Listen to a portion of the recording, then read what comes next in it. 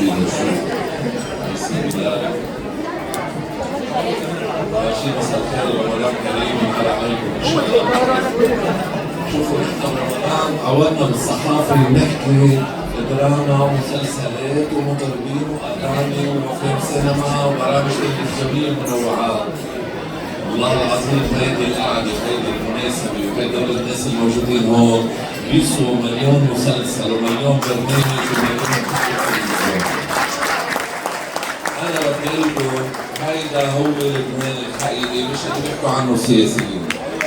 هيدا هو لبنان اللي من كل المناطق ومن كل الطوائف ومن كل الناس جايين لا عم نجامل بعض ولا عم نربح بعض جميل، جايين نقول لبعض اشتقنا لكم وجايين نقعد نحن وياكم. بدي اقول له لخالد غياط هذا غيض من فيض الخير اللي عم تقدمه للناس.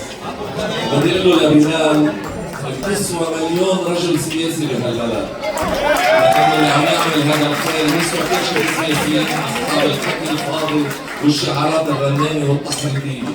نحن اجتمعنا كلنا بكل حب وبكل صداقة وبكل محبة. ولينا فاميلتنا الحبيبة رفيق في العمر والمشوار لما توقف هون وبلال هون ونزار هون وفرنسوا هونيك وبول هون وكل هالأسماء اللي موجودة هون بهيدي المناسبة بتخلينا نقول انه لبنان اكيد ان شاء الله بخير ورح يضل بخير بهمة هالناس، والله يحميكم وتشوفوا مستقبل حلو وكلكم تشوفكم بكره اطباء ومهندسين ومحامين وناس محترمة بتفيد البلد وبتعمر البلد وبتعمل لبنان اللي غيركم ما قدر يعمله. تحياتي لكم وكل عام وانتم بخير. شكرا.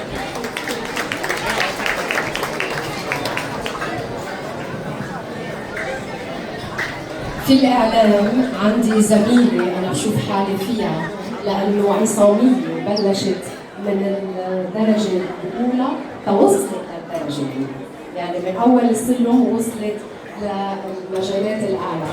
ليليان ناعسة اشتقنا لي سؤال فيه عتب، ليش منك موجودة حاليا أو بالسمع أو بالشكل أو بالسمع والنظر؟